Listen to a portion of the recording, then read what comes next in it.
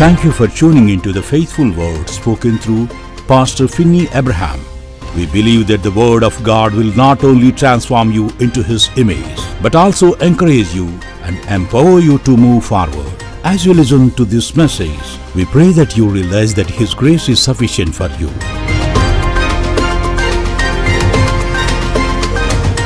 నేను మాట ప్రతి తల్లికి పగటి వేళ చెప్పాలని ఆశపడతా ఉన్నాను.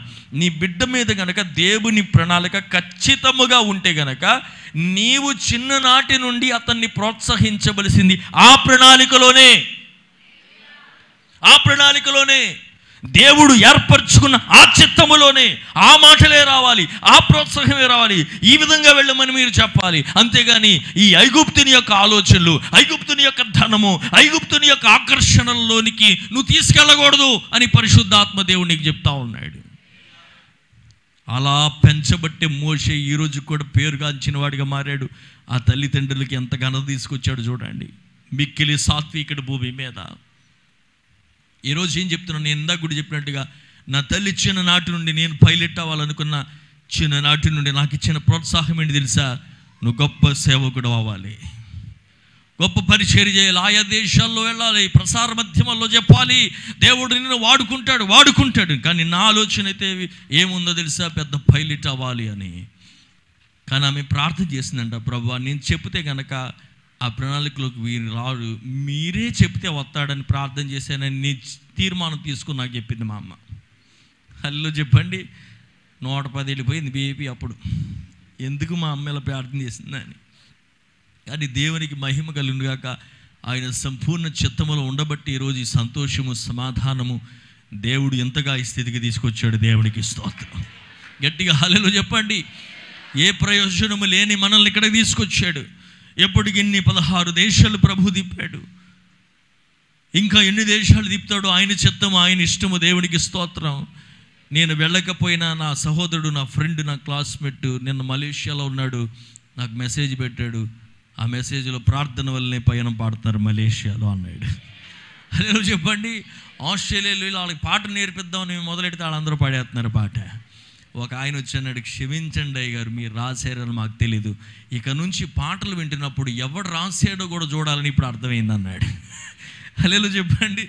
ఇది చెప్పేది ఏంటంటే, ఏంటి మనం ఎక్కడుండవలసిన వారము, ఎటో పోవలసిన వారము, వారు దేవుని చిత్తములో మనకిచ్చిన ప్రోత్సాహాన్ని బట్టి ఈ రోజున ఈ స్థితికి రావటానికి దేవుడు సహాయం చేశాడు. ఆయనకు మాత్రమే మహిమ కలుగునుగాక. ఒకటి మనం జ్ఞాపకం చేసుకోవాలి, ఆయన చిత్తములు మనం నడిపిస్తున్నప్పుడు కొంచెం వేదనలు, కొన్ని శోధనలు ఖచ్చితంగా ఉంటాయి. ఇందాక నేను చెప్పినట్టుగా సామెతలు 31 చదువుతున్నప్పుడు 10వ వచనములో ఏమన్నాడంటే, గుణవతి అయిన భార్య దొరుకుట మేలు, ముత్యము కంటే అమూల్యమైనది. అందరూ చెప్పండి అమ్మా, స్త్రీలు చెప్పండి. ఎవరది? నేనని చెప్పండి. కాకపోయినా ఈరోజు చెప్పండి, ఏం చేస్తాం? హల్లెలూయా చెప్పండి. చెప్పాలి కూడా. ఎందుకో చెప్పినా, దేవుడు ఏమంటున్నాడంటే, మన ప్రాబ్లం ఈరోజు ఏంటంటే, నాకెవరు విలువ ఇవ్వట్లే, నేనంటే విలువ లేదంటాం. దేవుడు అంటున్నాడు, ఎవ్వడు నీకు ఇవ్వక్కర్లేదు, ఎందుకంటే ఎవ్వడు విలువ కట్టినా కూడా విలువ కట్టలేని పేరు నీకు ఇచ్చేసాను. అదేంటంటే ముత్యము కంటే అమూల్యమైన దానివి. సరే, ఇప్పుడు ఎలా వచ్చిందో స్తోత్రం. హల్లెలూయా చెప్పండి. నేను అంత విలువైన దాన్ని అని దేవుడు చెప్పిన తర్వాత ఇంకెవరి విలువ కావాలి నాకు చెప్పండి? ఎవరి విలువ అక్కర్లేదు. ఆ విలువైనది ఆలోచిస్తున్నప్పుడు మనకు తెలుసు, ముత్యము అనేది భూమి లోపల ఎంతో ఎక్కడో ఉంటుంది. దాన్ని బాగా తవ్వి దాని పరిస్థితిలో నుంచి దాన్ని బయటికి తీస్తారు. అది తీసుకున్నప్పుడల్లా అనుకుంటుంది, ఎక్కడో ఉన్న నన్ను, ఎక్కడో దాగిన నన్ను ఎందుకు వీళ్ళు బయటికి తీసుకొచ్చారు అనుకుంటా ఉంటుంది.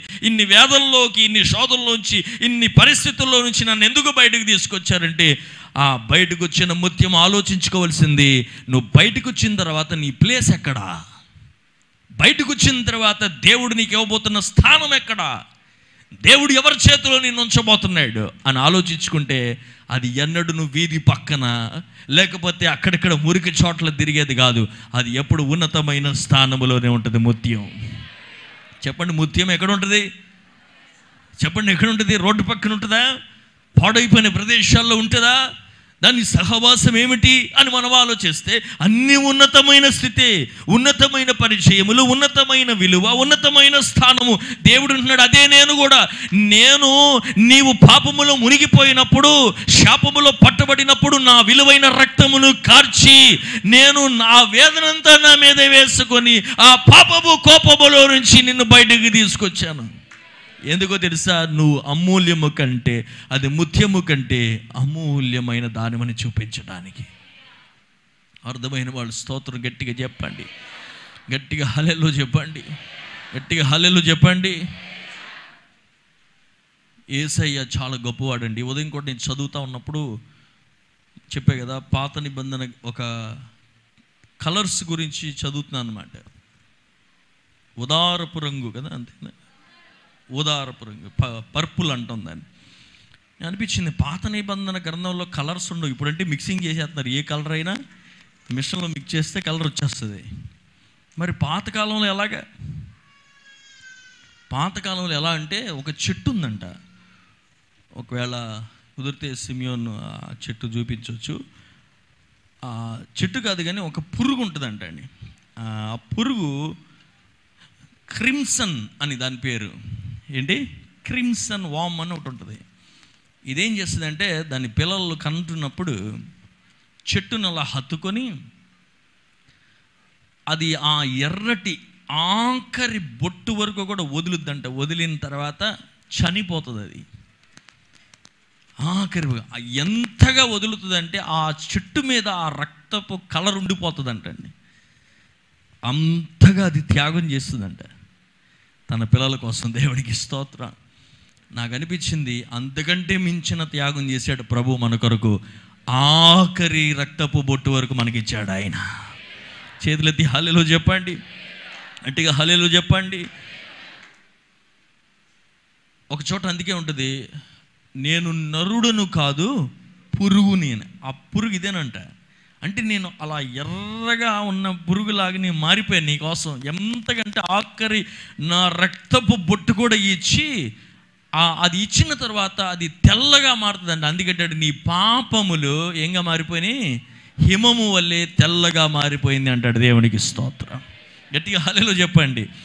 సో ఇంకొకటి కూడా ఉంది. ఇంకొకటి కూడా ఏంటంటే, ఈ పర్పుల్ అనే కలర్ ఎక్కువగా రాయలిటీకి సాదృశ్యంగా ఉంటుంది వాక్యంలో. అంటే ప్రధాన యాజకులు, పెద్ద పెద్దవారు వాడుకునే రంగులవి.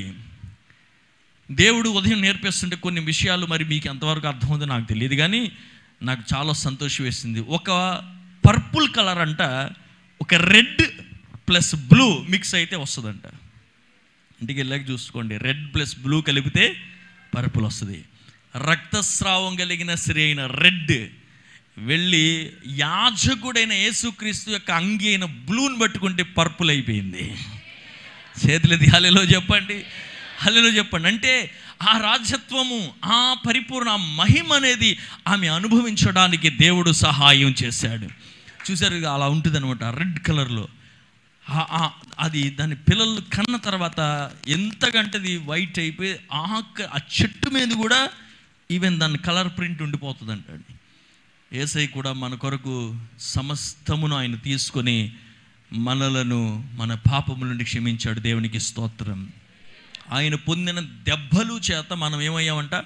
స్వస్థపడ్డాను. కానీ అక్కడ దెబ్బలు అనే దానికి నేను చదివినప్పుడు ప్రాముఖ్యంగా మూల భాషలో ఏముందంటే ఒక అచ్చు అంట. ఆ అచ్చు ఏంటంటే చెరపలేనిది. ఆ పదానికి మూల భాష అర్థం ఏంటంటే ముగ్గురు కలిసి ఉన్నట్టుగంట, యునైటెడ్గా ఉందంటే తండ్రి కుమార పరిశుద్ధాత్మ దేవుడు కలిసి చెరపలేని ఒక ముద్ర అంట. దేవునికి స్తోత్రం కలిగా. ఇప్పుడు అది వద్దులే, మొత్తం కన్ఫ్యూజ్ అయిపోతారు మీరు. ఎందుకంటే ఆ సిలువ మీద మీకు అందరికీ ఈ ఎప్పుడు కూడా చూడండి, పిలాతు ముందు దగ్గరికి వస్తున్నప్పుడు కూడా ఈ రంగును గురించి మాట్లాడబడుతూ ఉంటుంది. ఏంటంటే ఈ పర్పుల్ రంగు. అందుకే వారు ఆయన వస్త్రమును చింపాలనుకున్నారు కానీ వారు చింపలేకపోయారు. కానీ దేవుడు ఏం చింపాడు తెలుసు? దానికి బదులు మనిషికి దేవునికి మధ్యలో ఉన్న తెరని దేవుడు చింపి సమీపంలో దేవుడు తీసుకొచ్చాడు. ఆయన చేతులెత్తి గట్టిగా హల్లెలూయా చెప్తారా? గట్టిగా హల్లెలూయా చెప్తారా? దేవునికి గట్టిగా స్తోత్రం చెప్పండి. సో దేవుని వాక్యం వింటున్న మనము ఇక్కడ ఆలోచించవలసింది ఏంటంటే, దేవుడు అంటున్నాడు, తల్లులైన మీతో మీరు ముత్యముల కంటే, చెప్పండి, అమూల్యమైన వారు. అందరూ చెప్పండి, నేను ముత్యమును. అబ్బా ఏం చెప్పారండి. చెప్పండి నేను ముత్యాన్ని. చెప్పండి, అందరూ చెప్పండి, పర్లా చెప్పండి. మనం ఎవరమంటే ముత్యం. ఇంగ్లీష్లో రూబీ అనే పదాన్ని వాడాడు. రూబీ అనే పదానికి అర్థము రెడ్ కలర్ అని అర్థం. అయితే ప్యూర్ రూబీ అనే దానికి అర్థం ఏమిటి అని మనం ఆలోచించినట్లయితే పీజియన్ రెడ్ అని రాసింది, పావురపు ఎరుపు అని రాసింది. అక్కడ కూడా నాకు అర్థమైంది ఏంటి అని అంటే, దేవుడు ఈ అమూల్యమైన వస్తువుని బయటికి తీసాడు కదా.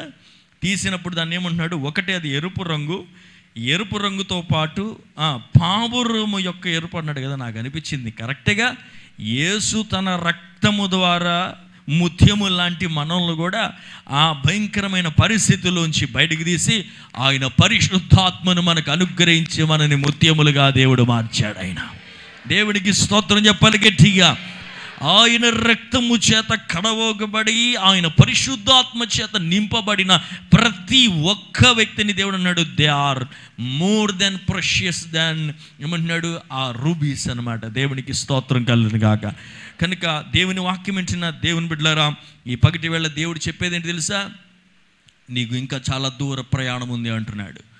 నువ్వు వెళ్ళవలసిన స్థానం ఉన్నతమైన స్థానము. అందుకే ఏలియాతో అన్నాడు, నీ ప్రయాణం అయిపోలేదు, ఇంకా చాలా దూర ప్రయాణం ఉంది. దేవునికి స్తోత్రం చెప్పండి. దేవుని మహిమ కొరకు ఇంకా నేను చాలా ముందుకు వెళ్ళవలసి ఉంది. చెప్పండి, దేవుని మహిమ కొరకు నాకు ఇంకా చాలా ప్రయాణం ఉన్నది. దేవుని మహిమను చూడడానికి ఇంకా నాకు ఆయుష్ ఉంది. స్తోత్రం చెప్పాలి. కానీ ఒక ప్రశ్న, ముత్యము ఎక్కడ సహవాసంతో చేస్తుందో కూడా జాగ్రత్తగా ఆలోచించుకోవాలి. ఎక్కడ పడితే పనికిరాని చోట్ల మార్కెట్లో దొరకదు. అది ప్రత్యేకమైన ప్రదేశముల్లో ఉంటుంది. దేవుడు ఏమంటాడు తెలుసా, నీ చీప్ టాక్, నీ చీప్ థింకింగ్, నీ చీప్ వాకింగ్ సమస్తము విడిచిపెట్టాలి ఈ పగటి వేళ. హల్లెలూయా చెప్పండి. విలువలేని మాటలు, విలువలేని వ్యర్థపు విలువలేని మాటలు, విలువలేని ప్రవర్తన, విలువలేని సహవాసములు విడిచిపెట్టాలి అంటున్నాడు దేవుడు. ఎందుకంటే అమూల్యమైనది తాను చేసే సహవాసము, తాని నడక, తాని ఆలోచనలు ఎప్పుడూ అద్భుతంగానే ఉంటాయి. దేవునికి స్తోత్రం. అందుకే నేను చివరిగా 3 విషయాలు చెప్పి నేను ప్రార్థన చేయాలని ఆశపడుతున్నాను. ఈ మదర్స్ డే రోజు ఇక్కడున్న తల్లులందరినీ, లేకపోతే పురుషులైనప్పటికీ ఉపయోగపడే మాటలు కాబట్టి 3 విషయాలలో దేవుడు మిమ్మల్ని సంపూర్ణంగా నింపునుగాక. 1, మీ హృదయాన్ని దేవుడు నింపాలి. 2వది మీ శిరస్సును దేవుడు నింపాలి. 3వది మీ చేతులను దేవుడు నింపాలి. ఆయన మొదటిగా మన దేవుడు అంటున్నాడు, నీ హృదయములో నీవు నింపుకోవలసింది ఏమిటి అని మనం ఆలోచించినట్లయితే దేవుడు అంటున్నాడు, నిన్ను నీవు నచ్చుకోవాలి అంటున్నాడు. అందరూ చెప్పండి పక్కన వాళ్ళకి, నిన్ను నీవు నచ్చుకోవాలి. చెప్పాలి అందరూ, నిన్ను నీవు నచ్చుకోవాలి. ఈరోజు మనం కంటే మనకే ఇష్టం లేదు. దేవుడు అంటున్నాడు అలా కాదు, నిన్ను నీవు నచ్చుకోవాలి. ఆ నచ్చడం ఏంటి తెలుసా, దేవా నీ దృష్టిలో నేను చాలా విలువైన వ్యక్తిని, విలువ కట్టలేనిది నాకు ఇచ్చావు, నువ్వు నన్ను ఆశీర్వదిస్తావు, నువ్వు నన్ను వాడుకుంటావు, నువ్వు నన్ను నడిపిస్తావు అని మనము మాట్లాడుకుంటమే మనల్ని నచ్చటం అంటే. అందరూ స్తోత్రం చెప్పండి. చెప్పండి, మీ హృదయాల మీద చేయబెట్టుకొని చెప్పండి, దేవుడు నన్ను ఆశీర్వదిస్తాడు, దేవుడు నన్ను వాడుకుంటాడు, దేవుడు అనేక మందికి ప్రయోజనకరంగా మారుస్తాడు. చెప్పండి చెప్పండి, చేతులు పెట్టుకొని చెప్పండి హల్లెలూయా. నేను దేవుని కొరకు ప్రకాశిస్తాను. ఏమండి, హృదయం డల్ అయితే కనుక ఏ పని మనం చేయలేము. చేస్తామా?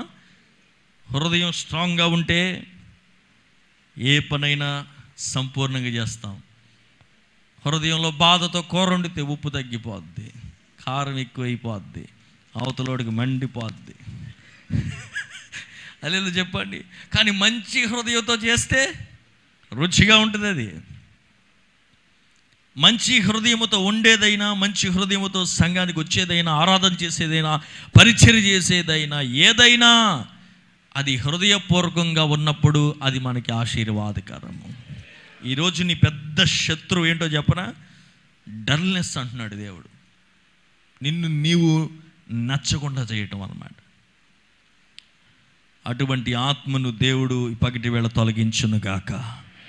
దేవుడు అన్నాడు అన్ని హృదయపూర్వకంగా చేయి. దేవుని మందిరంకి వచ్చే ముందు హృదయపూర్వకంగా పరిపూర్ణమైన హృదయంతో సిద్ధపడి శుభ్రంగా స్నానం చేసి మంచి వస్త్రములు వేసుకుని మందిరంకి రావాలి. దేవుని ఆరాధిస్తున్నప్పుడు చప్పట్లు కొడుతూ ఆరాధించాలి, నోరు తెరిచి ప్రభుని ఆరాధించాలి హృదయపూర్వకంగా. కానీ ఈరోజు చూడండి, చప్పట్లు కొట్టలేము, ఆరాధించలేము, డిమ్గా డల్గా ఉంటున్నాం మనం. అటువంటి స్పిరిట్ అన్నిటిని దేవుడు తొలగించును గాక. మనం ఆరాధిస్తే ఎలా ఉండాలి తెలుసా? సూసైడ్ ఆత్మ కూడా పోవాలి. పౌలు శీలలు రాత్రి దేవుని సన్నిధిలో ఆరాధిస్తున్నారంట. పౌలు శీలలు రాత్రి ఉండి దేవుణ్ణి ఆరాధిస్తున్నప్పుడు వారి ఆరాధనలో సూసైడ్ ఆత్మ విడిపోయింది. ఎందుకో తెలుసా? ఆ పాటల శబ్దాన్ని విని అక్కడున్న జైలు అధికారి సూసైడ్ చేసుకుందాం అనుకున్నాడు, కానీ దేవుడు ఆత్మను తొలగించేశాడు అక్కడ. అంత మాత్రమే కాదు, వారు ఆరాధించి హృదయపూర్వకంగా స్తుతిస్తే చెరసాల పునాదులు కదిలించబడి ద్వారములు తెరవబడి నేను వాక్యంలో రాయబడింది. అది హృదయపూర్వకమైన ఆరాధన అంటే. ఇక్కడికి వచ్చి నువ్వు చేసే హృదయపూర్వకమైన ఆరాధన నీ జీవిత ద్వారాలను తెరుస్తుంది. అది నీ జీవితానికి విరోధంగా పనిచేస్తున్న ప్రతి ఆత్మను కూలుస్తుంది. అది నువ్వు హృదయం విప్పి దేవునికి కృతజ్ఞతలు చెల్లిస్తే నేను చెప్తున్నా, నిన్ను పరిమితి చేసేవి కూడా తొలగిపోతాయి. దేవుని బిడ్డలంటే ఆరాధిస్తున్నప్పుడు వారి ఆరాధన వెళ్ళిపోయి శత్రువుల గవినిలో వినబడిందంట. అలా వినబడిన తర్వాత గవినులను స్వాధీనపరచుకోవడానికి దేవుడు సహాయం చేశాడు. ఒక గవిని స్వాధీనం అయితే పట్టణం స్వాధీనం అయిపోతుంది. అందుకే అపవాది మనలందరినీ గేట్ల దగ్గర ఆపాడు. వాడు చేసే పని ఏంటి తెలుసా? బయటికి వెళ్తుంటేనేమో లోపల లాగుతాడు, బయటికి వెళ్ళిపోతేనేమో లోపలికి వెళ్ళనివాడు. ఐగుప్తీడేమో వెనక్కి లాగుతున్నాడు, ఫిలిస్తీడేమో లోపలికి వెళ్ళనివాడు. కానీ ప్రతిదీ జయించడానికి మనకంటూ ఒక దేవుడు ఉన్నాడు. ఆయన మన వాక్యం నేర్చుకున్నాం కదా, చెస్ బోర్డు. మన జీవితం అంతా చెస్ బోర్డు. చెస్ తెలుసు కదండి. అందులో ఎవరు ఉంటారు? రాజు ఉంటాడు, భటులు ఉంటారు, సైనికులు ఉంటారు, అందరు ఉంటారు. అందరి ఫోకస్ రాజు మీదే.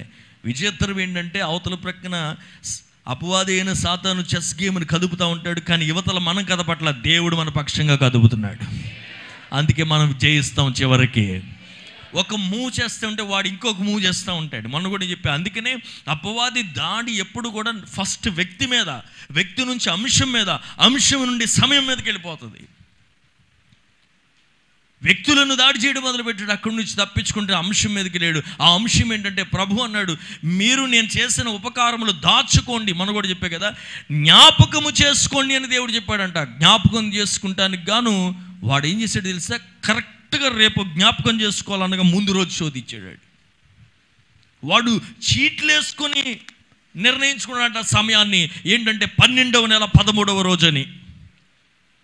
కానీ ఎంత గొప్ప అంటే సాతాను ఎన్ని ప్రణాళికలు వేసినా ఒక బుద్ధిలేని పని చేస్తాడు, అక్కడ బుక్ అయిపోతాడు. హల్లెలూయా చెప్పండి. వీడు చేసిన బుద్ధిలేని పని ఏంటంటే 13వ తారీఖు చీట్లు వేసి మరీ 12వ నెల 13వ రోజు అని ఉంటుంది. మీరు బైబిల్ చదివితే ఏ గ్రంథంలో? ఎస్తేర్లో మొన్న చదివాం కదా. కరెక్ట్గా 13వ రోజు 12వ నెల పెడితే వాడు ఎదురు చూస్తుంటే 12 దగ్గరికి వచ్చాక కదలట్లా.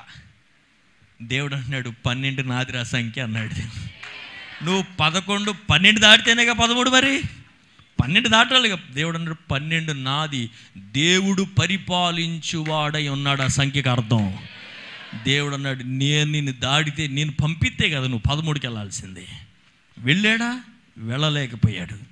వాడు అనుకున్న ప్రణాళికను దేవుడు తారుమారు చేసి చివరికి ఎవడు చేద్దాం అనుకున్నాడు వాడు ఎక్కాడు అక్కడికి. హల్లెలూయా చెప్పండి. నేను అందుకే అంటున్నాను, మనం చెస్ గేమ్లో ఉంటాం.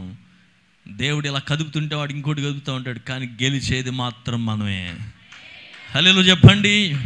పక్కన వాళ్ళు చెప్పండి, గెలిచేది నువ్వే. చెప్పండి, గెలిచేది నువ్వే. కొంచెం చెప్పండి అమ్మా, ఎందుకు ఆదరణ కలుగుద్ది. చెప్పండి, గెలిచేది నువ్వే. హల్లెలూయా. ఒక మూలో ఓడిపోయినట్టుగా అనిపిస్తుంది, మనమేం ఓడిపోలేదు. హల్లెలూయా. చాలా అద్భుతమైన వాక్యం, నన్ను ఎంతో బలపరిచింది ఆ వాక్యం.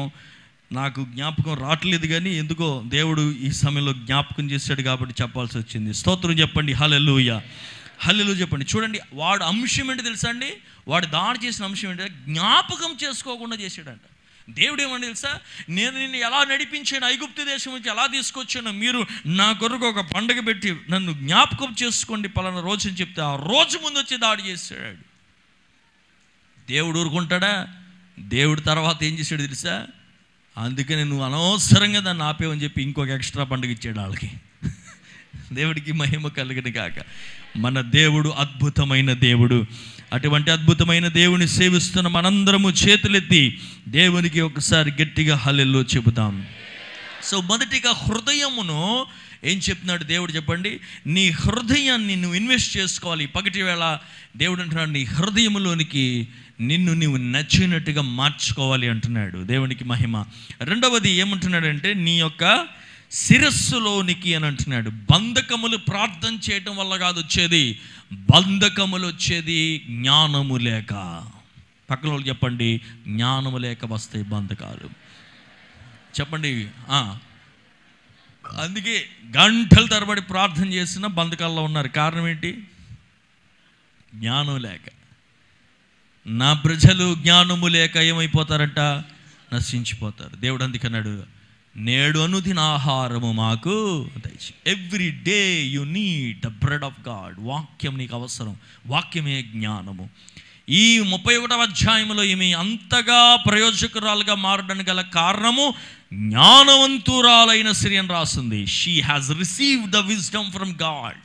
దేవుడిచ్చు జ్ఞానమును సంపాదించుకుంది కాబట్టి she has become more precious than the ruby.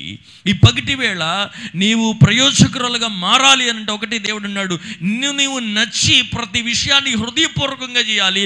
రెండవది నీవు దేవుని యొక్క వాక్య జ్ఞానముతో నీ మైండ్ నింపుకోవాలి. హల్లెలూయా. లేదేంటి? వాక్యంతో నింపుకోవాలి. దేవుడిచ్చే జ్ఞానాన్ని ప్రతి విషయంలో దేవుడు అజ్ఞానం ఇస్తాడు. వ్యాపారమే కానీ, ఆరోగ్య పరిస్థితులే కానీ ప్రతి విషయంలో ఇస్తాడు. నేను ఉదయం కూడా చెప్పాను, ఇదివరకు కాలంలో 11వ నెంబర్ బస్సు ఉండేది. 11వ నెంబర్ ఇక్కడ ఎక్కొచ్చు ఈ సందుమూల తెగ యాక్సిడెంట్లు అయ్యి. ఎందుకంటే ఇట్లా బ్రేకులు ఉండవు. ఆ బస్సులు ఏంటంటే డ్రైవరు కండక్టర్ ఇద్దరు కలిసి గేర్లు వేస్తారు, ఎందుకంటే అవి పడవు కాబట్టి. అంత భయంకరంగా ఉండే బస్సులు. ఆ సౌండ్లు ఎటు ఎలా వెళ్తుందో తెలియదు, అలా ఉండేది. నేనేమంటున్నా అంటే ఆ బస్సు తోలేవాడు ఆ జ్ఞానంతో ఉండి ఈ రోజులో నడిపించలేడు. ఎందుకో తెలుసా? ఈరోజు అన్ని గేర్ లేని బళ్ళు. ఈరోజు నడిపించే బండికి గేర్కి క్లచ్ లేదు, ఆటోమేటిక్. అది దేవుడు అదే అంటున్నాడు, నిన్నటి వాక్యం సరిపోదో, నిన్నటి పరిస్థితుల్లో ఏదో పొందుకున్న వాక్యం సరిపోదు. నేడు ప్రతి దినము ఆయన వాక్యమును సంపాదించుకొని జ్ఞానమును సంపాదించుకోవాలి. గట్టిగా చేతులెత్తి హల్లెలూయా చెప్తారా? గట్టిగా హల్లెలూయా చెప్తారా? అలా ఉంటే నీ జీవిత ప్రయాణము దేవుడు అంటాడు అద్భుతంగా నడుస్తుంది. ప్రార్థన అవసరము, ప్రార్థనతో పాటు దైవ వాక్యం అవసరం. ఆ వాక్యమే జ్ఞానము. ఆ వాక్య జ్ఞానం లేకే ఈరోజు ప్రార్థన చేసేవాళ్ళు చాలామంది ఏమవుతున్నారు తెలుసండి? ఎక్స్ట్రీమ్స్కి వెళ్ళిపోతున్నారు. బ్యాలెన్సింగ్ లేదు వాళ్ళకి. అయితే వాక్యం ఎక్కువైపోతుంది, ప్రార్థన ఉంటలా. లేకపోతే ప్రార్థన ఎక్కువైపోతుంది, వాక్యం ఉంటలా. కానీ రెండు రెక్కల్లాంటి మనకి ఆత్మీయ జీవితానికి ఒక్క 2 రెక్కలు బ్యాలెన్స్గా ఉంటేనే ఎగరగలుగుతాం. గట్టిగా హల్లెలూయా చెప్పండి. ఏది ఎక్స్ట్రీమ్కి వెళ్ళినా ప్రాబ్లమే, ఏది తగ్గిపోయినా కూడా ప్రాబ్లమే. బ్యాలెన్సింగ్ నేర్చుకోవాలి.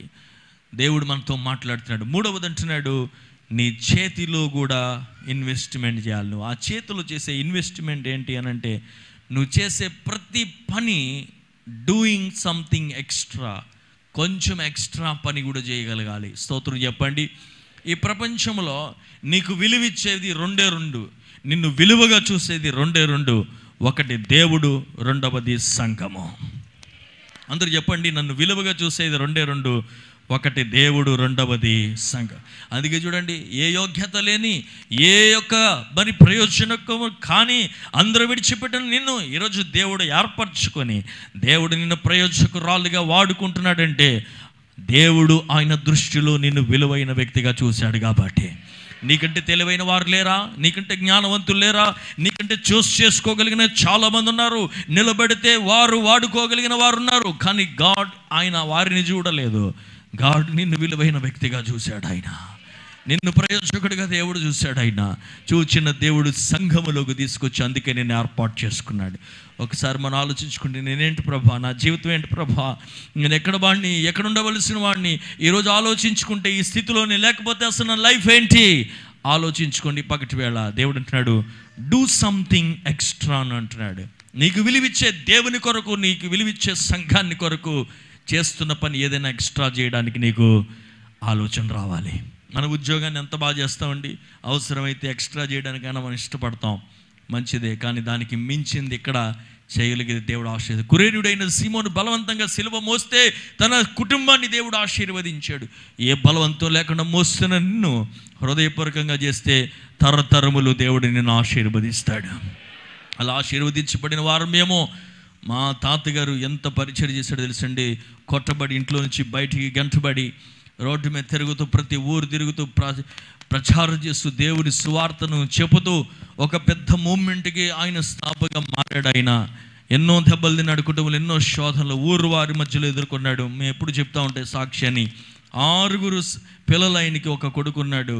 ఈ 6 పిల్లలు ఒకరోజు ఒక ఆమెకి తాసుపాము గరిచింది. తాసుపాము గరిస్తే చనిపోతుంది అనుకున్నారు. అప్పుడు ఈ మెడిసిన్స్ లేవు, ఏమి లేవు, ప్రార్థన తప్పేం లేదు. అందరిని కూర్చోబెట్టి సాయంత్రం భోజనం లేకపోయినా ప్రార్థన చేసుకుని ఒకరిలో సమాధాన పడితేనే భోజనం పడే పరిస్థితులు. చనిపోతే ఊరోళ్ళందరూ కర్రలు పట్టుకుని రెడీ కాచుకున్నాడు. ఈ ప్రార్థన అంటాడు, మాటిమాటికి ప్రార్థన అంటాడు. ఈ అమ్మాయి ఈరోజు చనిపోతే కనుక ఇతన్ని చంపేద్దాం అనుకున్నారంట. మా తాత అలాగే చేతులు పెట్టి ప్రార్థన చేస్తే ఇప్పుడు అందరూ చనిపోయారు, ఒక ఆవిడ మాత్రం మిగిలింది. ఈ పాము గరిచిన ఆవిడ మొన్న ఈ మధ్యన చచ్చిపోయింది.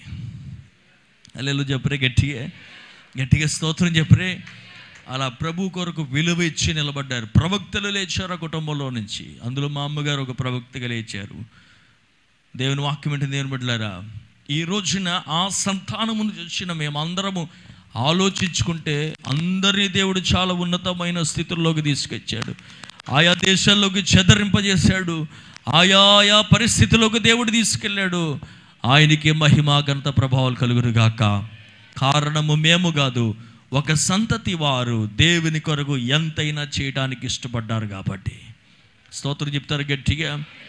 ఈ పగటి వేళ ఎంత చేస్తున్నావు? నీకు విలువిస్తున్న దేవుని కొరకు ఏం చేస్తున్నావు? నీకు విలువిచ్చిన సంఘము కొరకు ఏం చేస్తున్నావు?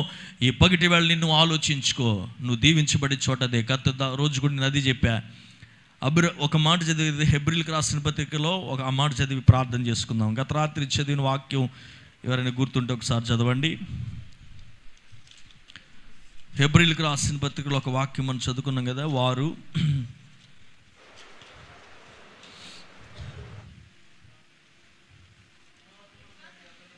విశ్వాసమును బట్టి, చూడండి ఇక్కడ స్క్రీన్ మీద ఉంది, విశ్వాసమును బట్టి అతడును అతనితో ఆ వాగ్దానమునకు, ఈ మాట చెప్పండి, సమాన వారసులైన ఇస్సాకు యాకోబు అను వారు గుడారములలో నివసించుచు. అంటే అర్థం ఏంటి?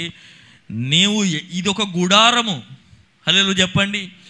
ఈ గుడారములో దేవుడు ఒక వాగ్దానం చెబితే, ఈ గుడారముల గురించి అది నాకు మాత్రమేనా మనందరికీనా? అందరూ చెప్పాలి, అందరికీ కదా. దేవుడు ఏమంటాడు తెలుసా? ఇక్కడ నేను చెప్పిన ఆ భాషలో ఇప్పుడు ఆ వాక్యం చూడండి. ఒకడు వాగ్దానాన్ని పొందుకున్నాడు, ఆ వాగ్దానంతో పాటు సమాన వారసులైన ఇస్సాకు యాకోబు కూడా పొందుకున్నారు. అయితే పొందుకున్న అందరూ కలిసి ఒక గుడారములోనే ఉన్నారంట. వాగ్దానం పొందిన ఆ గుడారములోనే ఉన్నారు కాబట్టి వారు విపరీతంగా ఫలించారు. నువ్వు ఎక్కడుంటున్నావు ఆలోచించు. ఈరోజున వాగ్దానపు గుడారంలోనే ఉండాలి. ఆ వాగ్దానపు గుడారములో ఉంటేనే మన వాగ్దానములు నిశ్చయంగా నెరవేర్చబడటానికి దేవుడు సహాయం చేస్తాడు. చేతులెత్తి హల్లెలూయా చెప్తారా? కనుక ఈ వాక్యం ఏంటంటే దేని బిడ్డలారా, దేవుడు ఈ పగటి వేళ ఇక్కడ ఉంటున్న తల్లులను బలపరచడానికి దేవుడు చెప్తున్న మాట ఏంటంటే, నిన్ను నీవు ఏం చేయాలంటున్నాడు? ఇష్టపడాలి. దేవుడు నిన్ను బాగా వాడుకుంటాడు. దేవుడు అంటాడు, నీవు నా దృష్టిలో చాలా విలువైనది. ఎందుకు ఇంత కఠినమైన పరిస్థితులు కూడా నేను తీసుకొచ్చానంటే, ఒక ముత్యము కూడా అంతే, ఎక్కడో ఉన్న పరిస్థితుల్లో నుంచి, ఎంతో ప్రయాసములో నుంచి, వేదన నుంచి ఎలా వస్తుందో ఈరోజు తీసుకురావడానికి అలా నిన్ను ముత్యము కంటే నువ్వు శ్రేష్టమైన దాని అంటున్నాడు దేవుడు. Thank you for taking your time and being with us.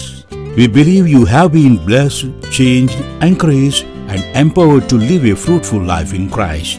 Our address: Philadelphia Miracle Blessing Church, Elur, West Godavari District, Andhra Pradesh, India.